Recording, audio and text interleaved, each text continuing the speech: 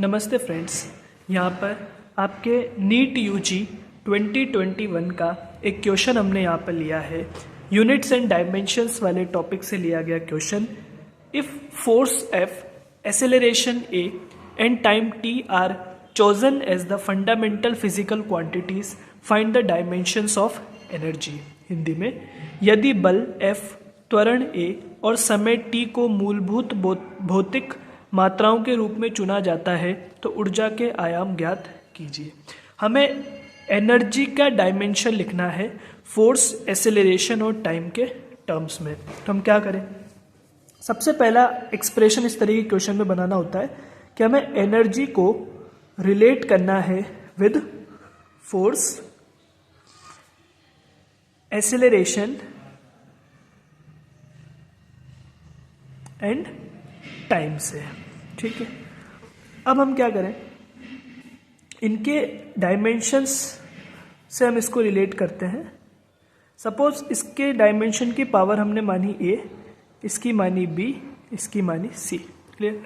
Energy के dimensions यहाँ पर लिखे क्या होते हैं, m1 L2 T-2। Clear.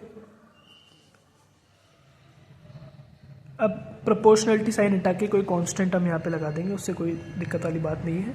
Force के डायमेंशन यहाँ पे लिखे होता है m1 L1 T-2, इसकी पावर ए। एक्सेलरेशन के डायमेंशन लिखें क्योंकि क्या होता है मीटर पर सेकेंड स्क्वायर, तो जाएगा L1 T-2 मीटर पर सेकेंड स्क्वायर। ठीक है, टाइम तो T1 ही रहेगा और ये c।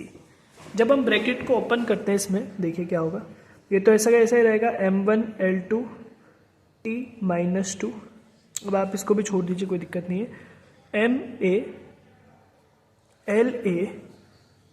ma La T-2a, इधर देखिए lb T-2b और tc। क्लियर। एक स्टेप और आगे बढ़े, वापस इसको नोट डाउन करेंगे, m1 L2 T-2। अब सेम बेस वाले जो होते हैं उनकी पावर्स, क्योंकि ये मल्टीप्लिकेशन है तो पावर्स ऐड हो जाती है। अब क्योंकि m का तो कोई यहाँ पर बेस ही नहीं है तो m तो ठीक है, सेम है। अब l देखिए कि यहाँ भी है यहाँ भी है, तो l base same, powers add हो जाएंगी a प्लस b। ठीक है, t यहाँ पर 3 जगह है तो t -2a -2b plus c। Clear. अब हम RHS और LHS को कंपेयर करेंगे, है ना, LHS एंड RHS कंपेयरिंग। ठीक है, तो अब यहां पर आप देखें M में पावर वेरिएबल A है, इधर पावर है तो A इक्वेट कर सकते हैं हम 1 के साथ। क्लियर। A प्लस B हो जाएगा इक्वल टू 2, क्योंकि L की पावर 2 है। अब यहाँ पे देखिए, क्योंकि A की वैल्यू 1 है तो यहाँ 1 plus B is equals to 2, तो हमारे पास B की वैल्यू क्या आ गई, 2 माइनस 1 इज इक्वल्स टू 1, यानी कि A की वैल्यू आई 1, B की वैल्यू भी हमारे पास क्या आ गई, 1 ही आ गई। ठीक है, अब C की वैल्यू हमारे पास क्या आ रही है, यहाँ पर देखिए -2 is equals to -2a -2b plus c, क्योंकि a और b की वैल्यू हमें पता है, -2, a की वैल्यू भी 1 है और b की वैल्यू भी 1 है, तो क्या होगा, -2 is equals to -2 plus c। जब हम सॉल्व करते हैं तो -2 is equals to -4 plus c।